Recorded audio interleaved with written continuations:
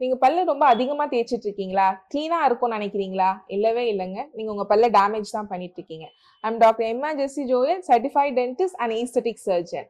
So இன்னைக்கு வந்து நம்ம ஓவர் பிரஷிங் பத்தி பார்க்க போறோம். பல் அதிகமா நம்ம தேய்க்கிறதுனால இல்ல ரொம்ப நேரம் தேய்க்கிறதுனால என்ன ஆகும்னு பாத்தீங்கன்னா, நம்ம எனாமல் தான் வந்து தேஞ்சு போகும். ஸோ எனாமல் தேஞ்சு போச்சுன்னா நம்மளுக்கு கம் ரிசெஷன் ஆகலாம், இல்ல சென்சிட்டிவிட்டி வரலாம்.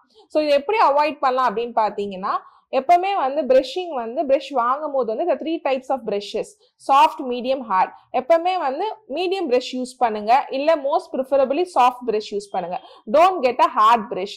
ஹார்ட் பிரஷ் வச்சு நீங்க ரொம்ப நேரம் தேய்க்கும் போது you are actually damaging the enamel. So hard பிரஷை அவாய்ட் பண்ணிடுங்க. நெக்ஸ்ட் திங் என்ன பண்ணலாம் அப்படின்னு சொல்லிட்டு பாத்தீங்கன்னா, பிரஷிங் டைமிங் வந்து you have to shorten it. 2 minutes of active brushing is enough. நம்ம ரொம்ப நேரம் பல் தேய்க்கிறதுனால உங்க பல்லு கிளீனா இருக்குன்னு நினைக்கிறீங்களா? கண்டிப்பாக இல்லைங்க. அது நீங்க ஒரு 2 நிமிஷம் மட்டும் கரெக்டா நீங்க பிரஷ் பண்ணீங்கனாலே போதுமானது.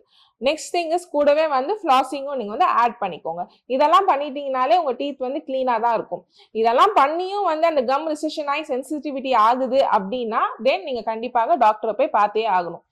என்னோட நெக்ஸ்ட் வீடியோல வந்து எல்லாரும் மிஸ் பண்ற டங் கிளீனிங் பத்தி நான் பேச போறேன். ஸோ இன்னும் நீங்க ஃபாலோ பண்ணாம இருந்தீங்கன்னா டூ ஃபாலோ மை பேஜ். உங்க ஃப்ரெண்ட்ஸ் அண்ட் ஃபேமிலி மெம்பர்ஸ் யாராவது அதிகமா பிரஷ் பண்றாங்களா, அவங்களுக்கு இந்த வீடியோவை மறக்காம ஷேர் பண்ணுங்க.